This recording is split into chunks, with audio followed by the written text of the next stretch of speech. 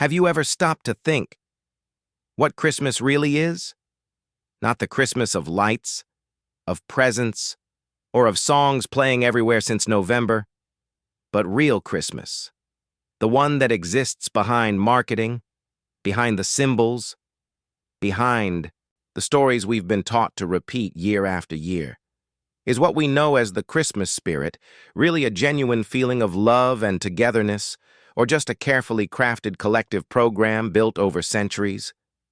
Today, in the first episode of Christmas Secrets, we're going to peel back the layers of this tradition.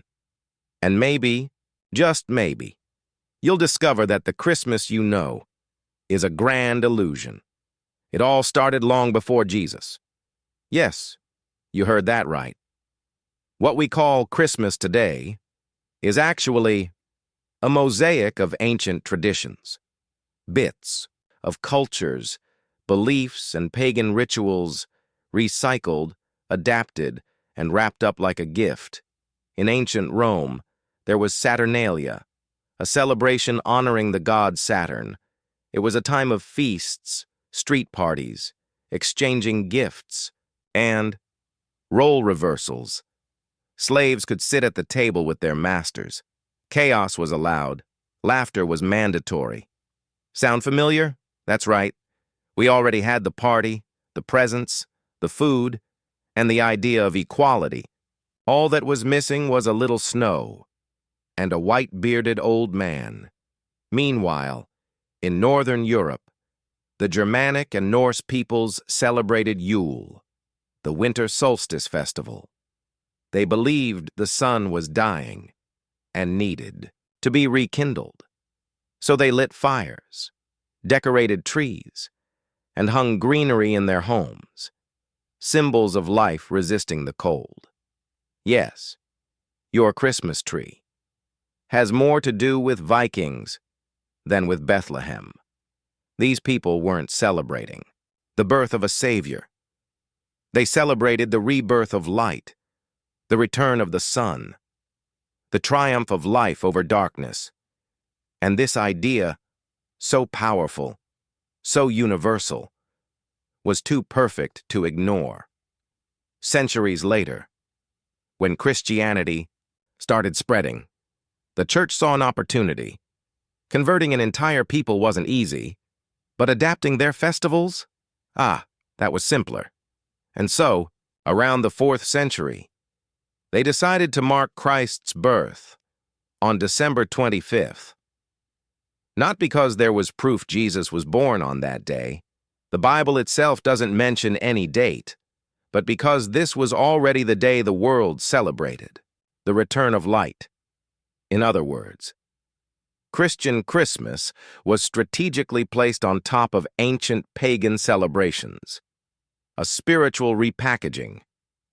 The message changed, but the structure of the celebration stayed the same. The lights, the colors, the joy, all of it existed long before. They just swapped the main character.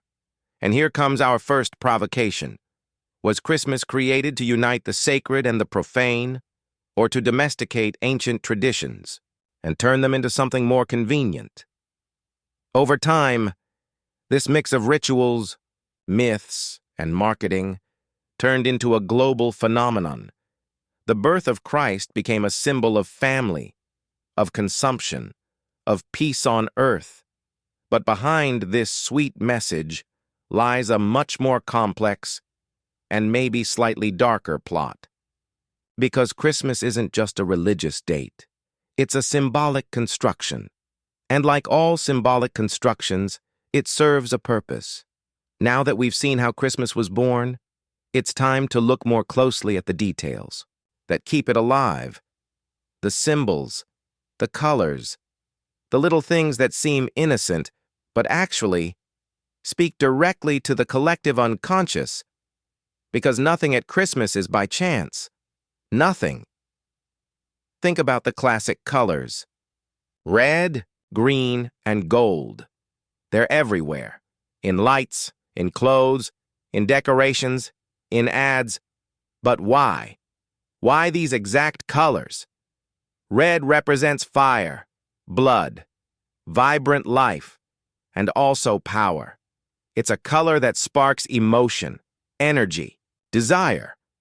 In ancient rituals, red was used to attract strength and vitality. Today, it's the dominant color in store displays and on Santa's outfit. Coincidence, or an unconscious reminder to consume and get excited by the energy of the season? Green, symbolizing nature and renewal, comes straight from solstice festivals. It was the color of hope and life surviving winter. In modern Christmas, it softens the impact of red, giving a sense of balance, comfort. As if saying, everything will be fine, you're safe. Buy with peace of mind. And gold. Ah, gold is the final touch. It represents the sun, divine light, the promise of prosperity. In ancient times, it was associated with gods. Today, it's on luxury packaging, ribboned gifts, champagne ads. It's the color of status, of success, of accessible magic. 3 colors, 3 archetypes, 3 emotional triggers perfectly combined. Nothing is innocent. Everything is calculated. But it's not just the colors. Every Christmas symbol carries an ancestral message. The Christmas tree comes from the sacred pine cult, a symbol of immortality and connection between heaven and earth.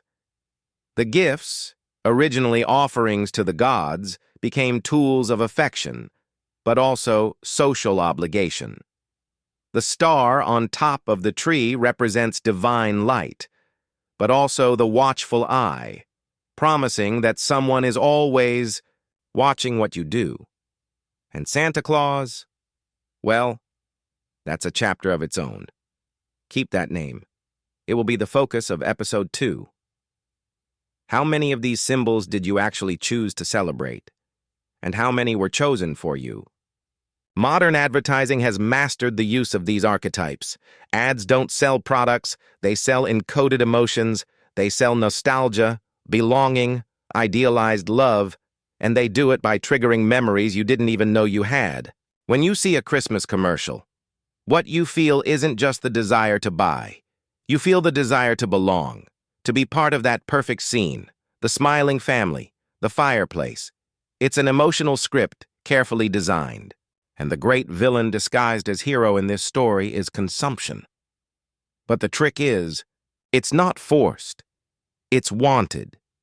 You believe you're choosing, when in reality, you're being guided with soft music, strategic colors, and the classic Christmas spirit.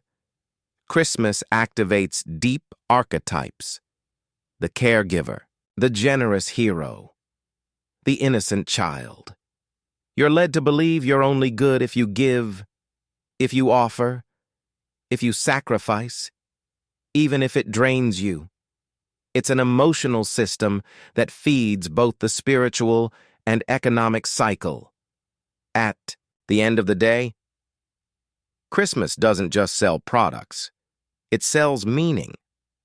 And meaning is the most expensive commodity in the world. And now, we reach the part many people never stop to think about: the economic and spiritual power of Christmas. So far, we've seen how it was born, the symbols it carries, and how it manipulates emotions. But Christmas isn't just a cultural festival or a set of archetypes. It's a powerful machine, silent and incredibly efficient. Let's start with the obvious: consumption. Every year, billions are spent on gifts, decorations, food, parties. Christmas moves trillions of dollars worldwide. But don't be fooled. It's not just about selling products. It's about creating an emotional and symbolic cycle that keeps people connected to a narrative and, incidentally, to the market. But what's even more fascinating is how this power goes beyond material things.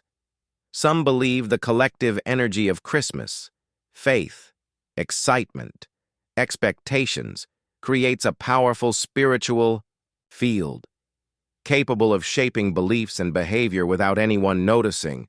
Imagine millions of people all over the world, singing the same songs, exchanging the same gifts, lighting the same lights, all at the same time, all with the same emotion. This is an invisible but real force, what scholars of symbolism call an egregore, and Christmas may be the perfect example of it. And don't think the symbols we've seen, colors, trees, stars, Santa Claus, are there by accident. They are the conductors of this energy, directing emotions, desires, and thoughts almost imperceptibly. What you feel during Christmas is real, but it's also shaped. Here's a provocation. What if all of this was planned, not just by merchants or the church, but as a way to keep the population aligned and predictable? Too conspiratorial? Or just noticing patterns that have existed for millennia? But not everything is dark. The power of Christmas can also be transformative. When you understand the symbolism and mechanisms, you can use this energy to create moments of genuine joy, reflection, and real connection. The secret is awareness.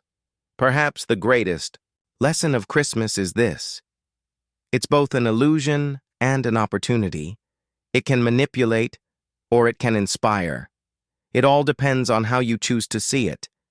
And before you think this is just a crazy theory, remember, every myth, every custom, every song, every ad carries layers of meaning that span centuries, layers carefully built, adapted, and preserved to this day. Which leads us to the next episode: the true origins of Santa Claus, the myth, the magician, and the man who never existed. You'll discover how the most iconic Christmas figure wasn't born at the North Pole, but emerged from a network of traditions, marketing, and symbolism that spread across the world. And believe me, you'll be shocked at who really created the Santa Claus we know today. So, get ready, because the Christmas you know will never be the same. If you thought Christmas was just lights and presents, hit like and subscribe now, because in the next episode, we'll reveal secrets that will make you see Santa Claus in a whole new light. Turn on the bell and come discover how many Christmas mysteries are still hidden right under your nose.